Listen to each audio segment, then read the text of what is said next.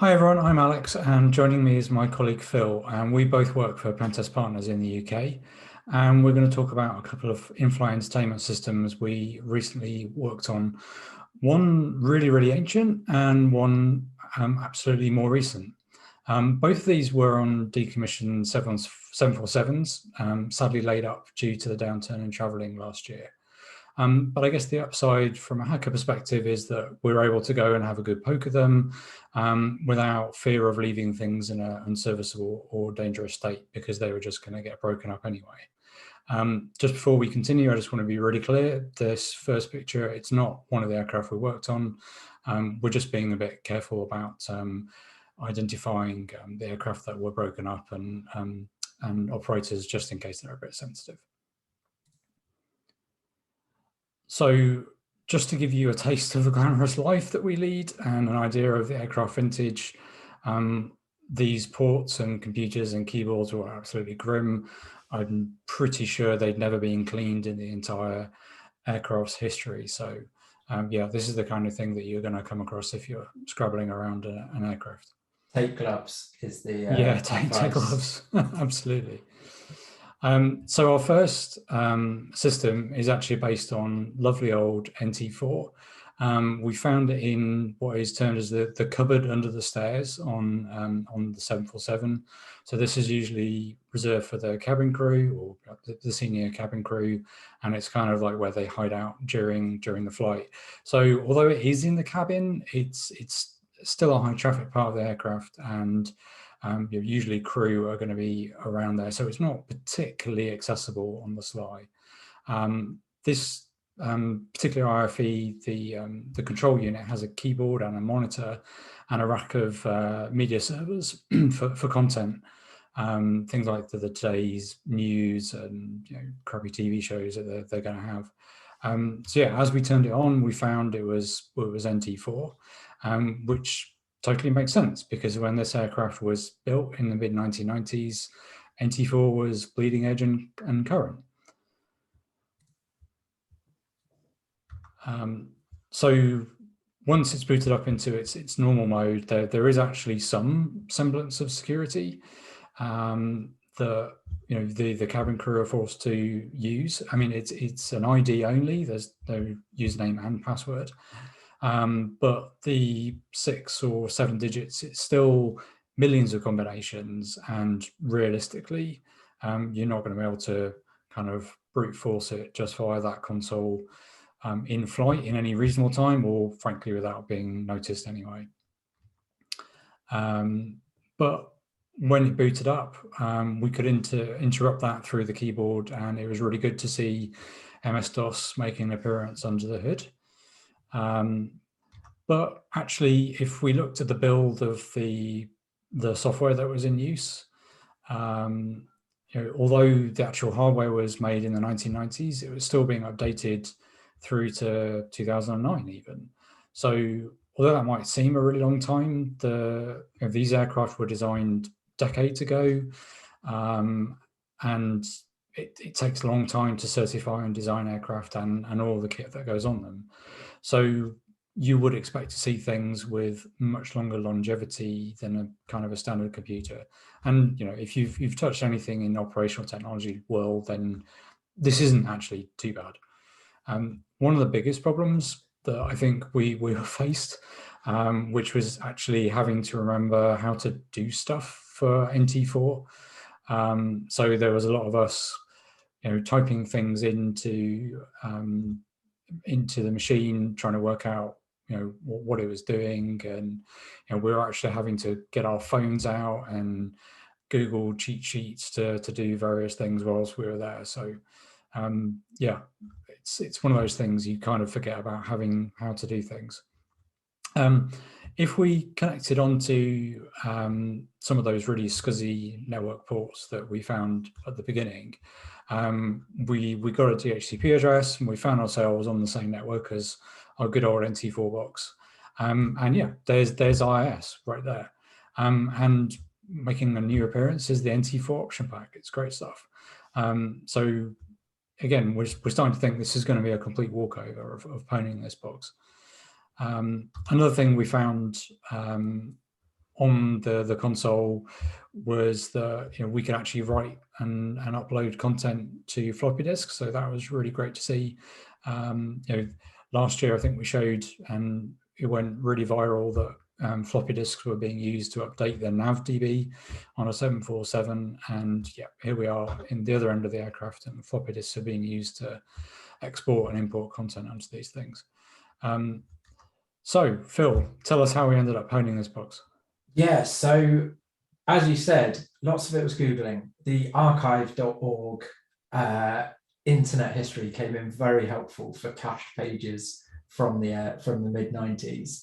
But rather than trying to do all this on the plane at what is quite a steep $250 per hour for the fuel, we decided to build our own lab, which in itself was a bit of a challenge to find the right ISOs, to get the option pack installed and working. But we thought, be a good lesson. I was learning how to add up when NT4 was in use. So I'd never really played with it before. So quite a good history lesson for all of us. But what we found was we spun up our lab and we were having a play. And a lot of the tools that we use now just don't work. Metasploit doesn't have NT4 modules that work very well. Mimicat, don't know what else that is. We can't use that. So we really had to go back to how did sysadmins and hackers do this pre-point and shoot effectively.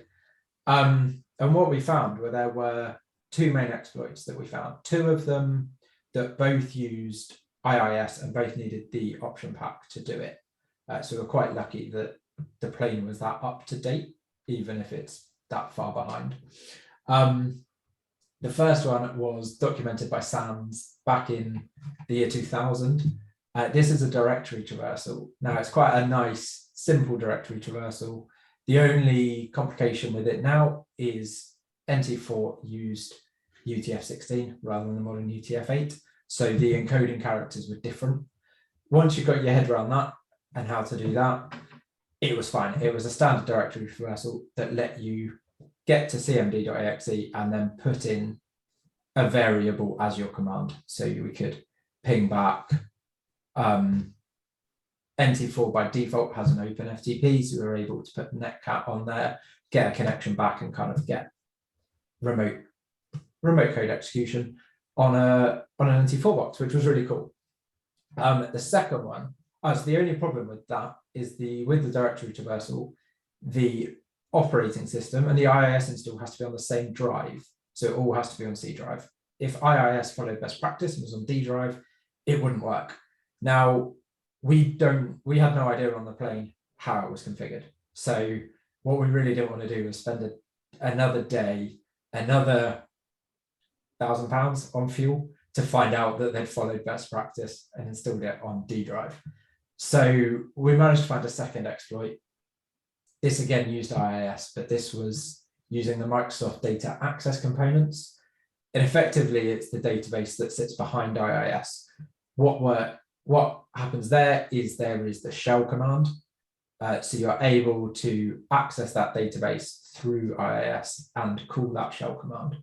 So this worked on any, however it was configured. So if it was on a different drive, this would still work because it was using that core database function. So for us, brilliant. 2 ways in, the second one is guaranteed. So, right, let's work out, once we're in, how are we going to get the passwords? How are we going to work out what to do next? Get that persistence. Now, one thing that I wasn't aware of back in the 90s is how critical having the correct DLL in the correct folder was. With Windows 10 instead of 2019, it's pretty clever. It works it all out. But putting pwdump on there without the DLL will give you hours of headaches. Putting the DLL on there, password dump immediately. And then the aim is able to crack those hashes that come out. So we're ready. We're great. Let's book another trip to the yard. Unfortunately, the fact that it was a breaker's yard, they also had work to do. And their work sadly involved breaking up the plane that we were on. So we organised a visit. We all travelled down there, and the moment we arrived, we got told that plane effectively no longer exists. Here's another one if you want to have a go. So we kind of went onto the plane, and it was different. It was not old. It was, again, the same age of plane, but they'd recently done an update to the whole IFE system. So this time it was a Bionic Beaver Ubuntu box rather than a T4. So not even in the same family of operating systems. So effectively we had to start again.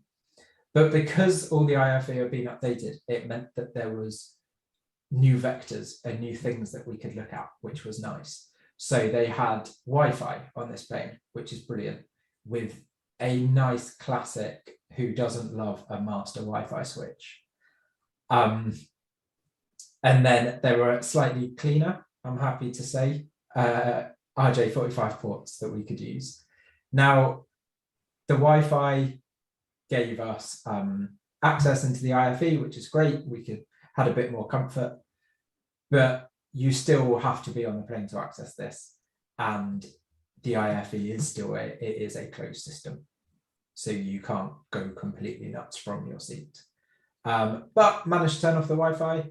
Might be a bit annoying for some business travelers. Other than that, not too much of an impact. But what it did mean is we had a whole new system to look around. So what we found was quite a few open web applications. A lot of them didn't have much on. There were quite a few with strong passwords that we couldn't get through in the time that we had. However, running things like running password brute forces against them didn't result in anything. But running a Dirbuster, GoBuster, whichever tool you like, managed to find a config page. And in that config page was S3 bucket details, which is crazy to think a plane from the 90s using up-to-date S3 details. Was brilliant. So we had a chat with the vendor, and they said, okay, sure, what would you be able to do? So we logged on. It was read-write access for the S3 bucket, and what it hosted was all the daily movies and news broadcasts. So as the plane was getting ready to take off, it would download all the news broadcasts for the day from the S3 bucket. So, you know, what could you do? You could replace the news with something funny.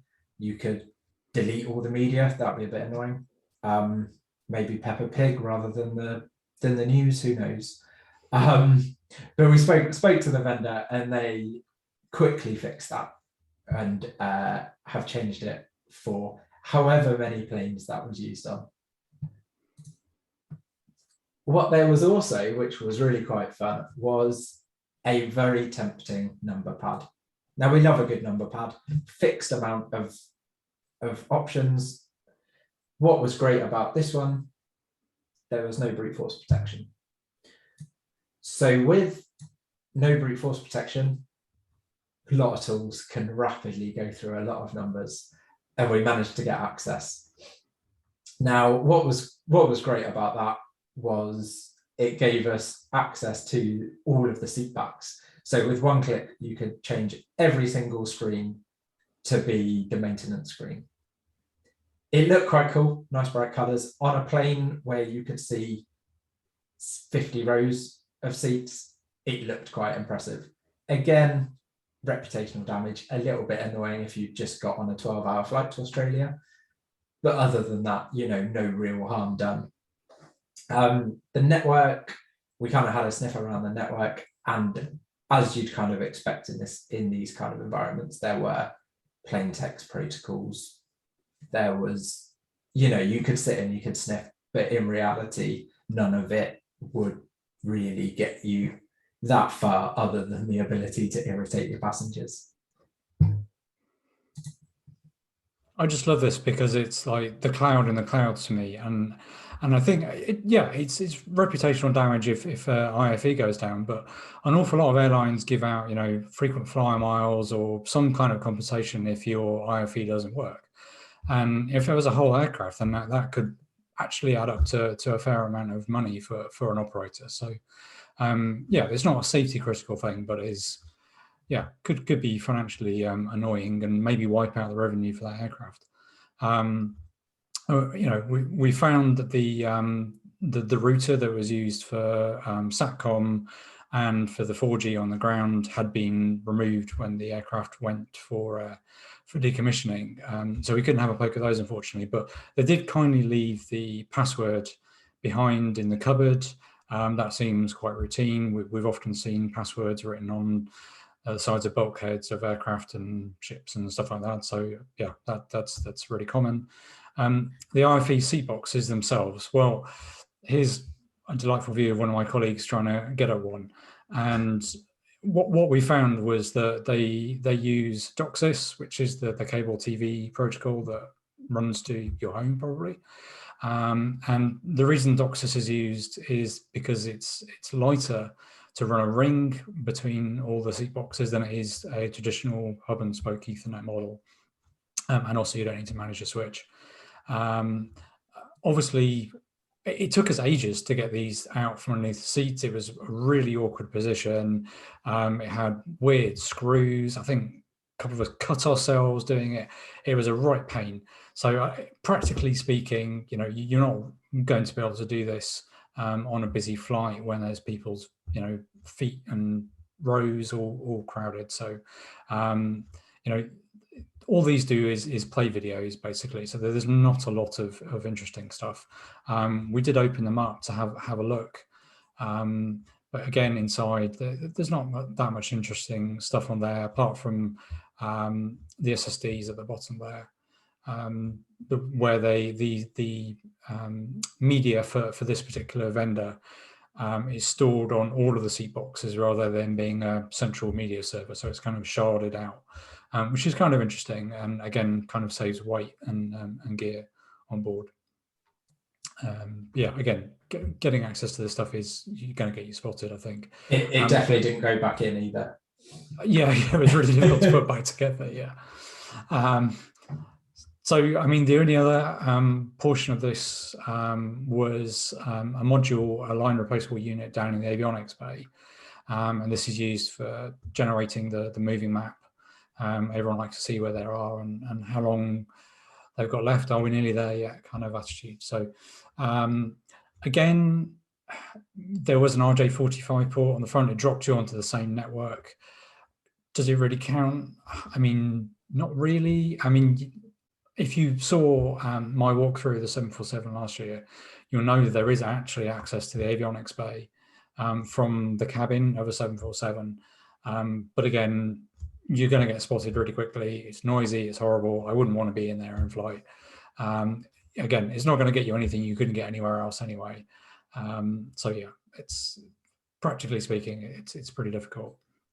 Now, both these airframes are retired now.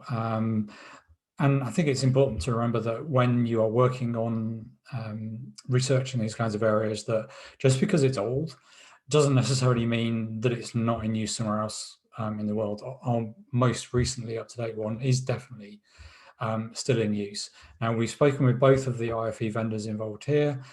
They were really responsive. They addressed the current issues where they needed to, and it had the potential to impact current operations.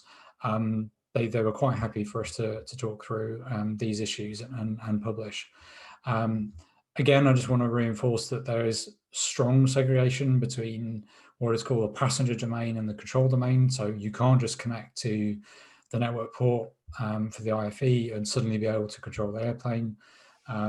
So although we might be able to play our own videos and maybe brick the IFE, there's no real safety impact from these kinds of systems.